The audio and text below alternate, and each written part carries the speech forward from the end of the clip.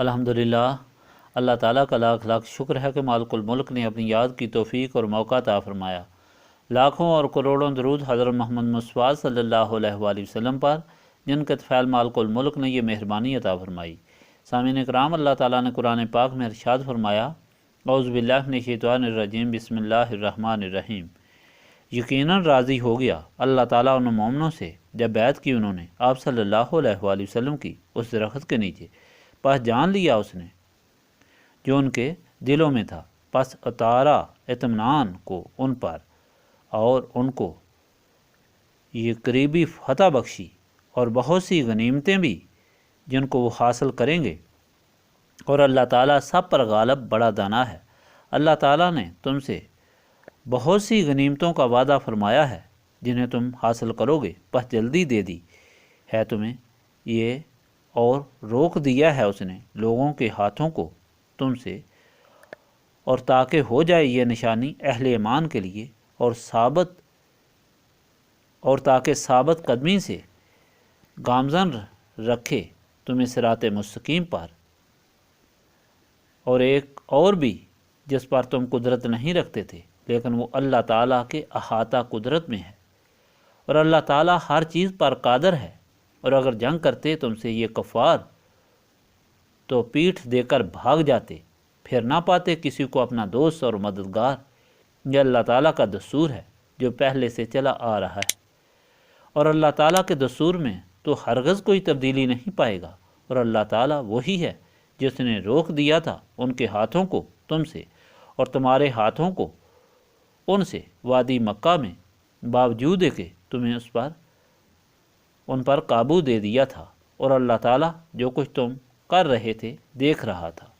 یہی وہ ہیں جنہوں نے کفر کیا اور تمہیں بھی روک دیا مسجد الحرام سے اور قربانی کے جانوروں کو بھی، کہ وہ بندھے رہیں اور تاکہ وہ اپنی جگہ تک نہ پہنچ سکیں۔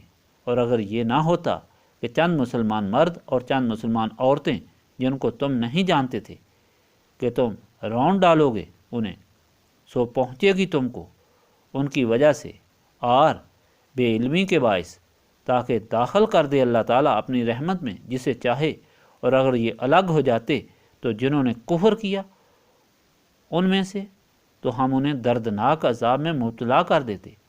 جب جگہ دی کفار نے اپنے دلوں میں ضد کو، وہی جہالت کی ضد، تو نازل فرمایا اللہ تعالیٰ نے اپنی تسکین کو اپنے رسول صلی اللہ علیہ وآلہ وسلم پر اور اہل ایمان پر، اور نہیں استقامت بخش دی تقوی کے کلمہ پر، اور وہ اس کے حقدار بھی تھے اور اس کے اہل بھی تھے، اور اللہ تعالیٰ خوب جاننے والا ہے۔ پچھلے فرمان میں آپ نے سنا کہ جب نبی پاک صلی اللہ علیہ وآلہ وسلم صلح تحریر کرنے کے بعد بما سارے غلاموں کے مدینہ پاک پہنچے تو منافقین کو سخت تکلیف ہوئی۔ وہ مکمل امید رکھتے تھے کہ حضور پاک صلی اللہ علیہ وآلہ وسلم کو بما سارے غلاموں کے شہید کر دیا جائے گا اور وہ واپس نہیں آئیں گے، مگر اللہ تعالیٰ نے انہیں فاتح کر کے واپس لایا، تو یہ شرمندہ ہو کر حضور پاک صلی اللہ علیہ وآلہ وسلم کے قدموں میں حاضر ہوئے کہ ہمیں مال اور اولاد کی مصروفیت نے آپ کے ساتھ جانے سے محروم رکھا۔ اب آپ صلی اللہ علیہ وآلہ وسلم اللہ تعالیٰ سے ہمارے لیے معافی طلب کریں۔ لیکن یہ ان کا کہنا خلوص کی بنا پر نہ تھا بلکہ منافقت تھی، کیونکہ ان کے دل میں پچھتاوا نہ تھا۔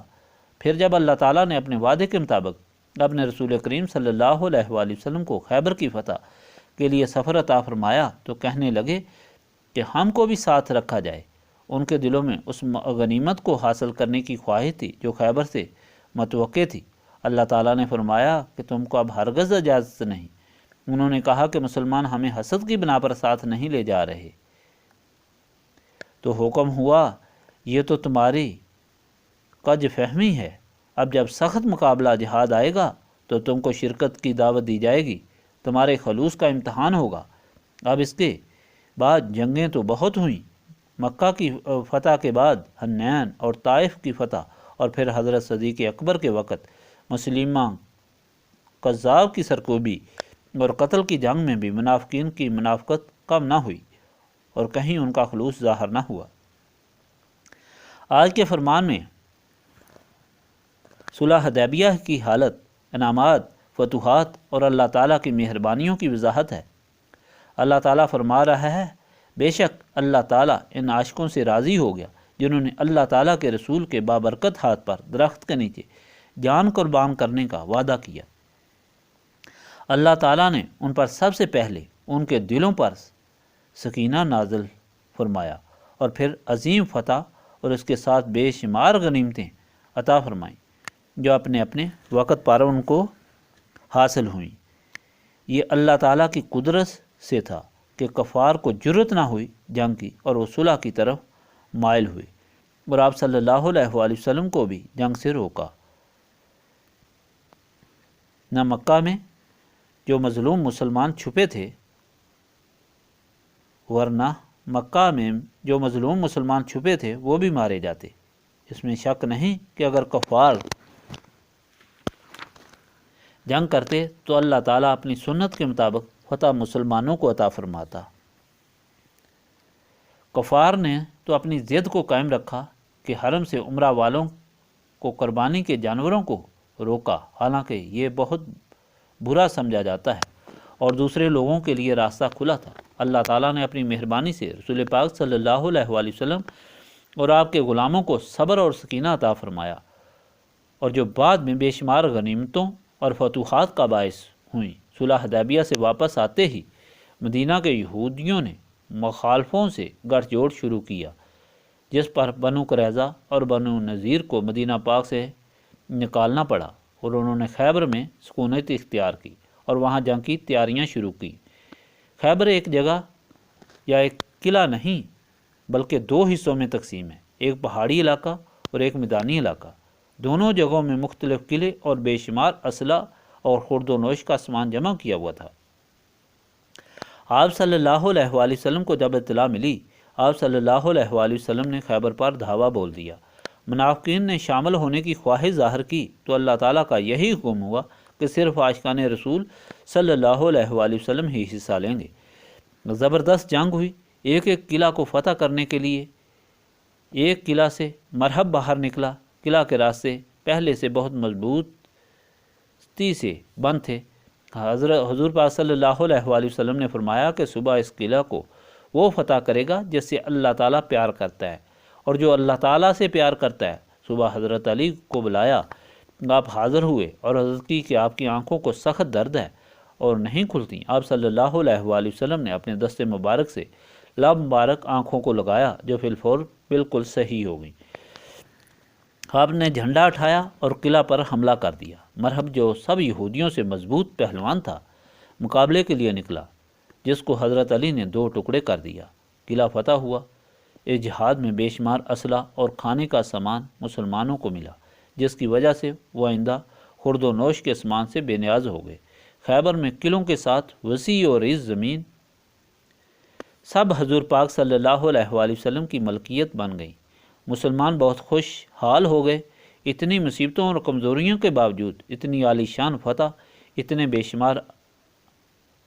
بے شمار غنائم اس لیے ملے کہ عاشقان رسول صلی اللہ علیہ وآلہ وسلم نے اپنی جانیں دل و جان سے اللہ تعالیٰ کے رسول پر قربان کر دی۔ انہیں فتح بھی نصیب ہوئی، سکینہ قلب سے بھی مالا مال ہوئے، غنائم کے انبار لگ گئے، عظیم الشان عزت دولت اور ایمان کی دولت سے نوازے گئے۔ یہ ہمت صرف اور صرف نسبت رسولی صلی اللہ علیہ وآلہ وسلم کی برکت سے ملی۔ بڑے بڑے طوفان مقابلہ میں خس و خشاک کی طرح بہہ گئے۔ یہی نسبت رسولی صلی اللہ علیہ وآلہ وسلم ہے جو حضور پاک صلی اللہ علیہ وآلہ وسلم کے دیدار سے غلاموں کو نصیب ہوئی، اور ہم اللہ تعالیٰ کی یاد سے اسے حاصل کرنے کی کوشش کرتے ہیں تاکہ اللہ تعالیٰ کی یاد سے دل صاف ہوں اور اللہ تعالیٰ کی بارگاہ میں ذریعہ معافی اور نجات بنے۔ اللہم صلی علی سیدنا محمد وعلی آلہ وصحابہ صلاۃ تکون لنا مان من کل خوف لا الہ الا انت سبحانک انی کنت من الظالمین استغفر اللہ العظیم الذی لا الہ الا هو الحی القیوم واتوب الیہ استغفر اللہ العظیم الذی لا الہ الا هو الحی القیوم واتوب الیہ استغفر اللہ العظیم الذی لا الہ الا هو الحی القیوم واتوب الیہ ربنا تقبل منا انک انت السمیع العلیم وتب علینا انک انت التواب الرحیم۔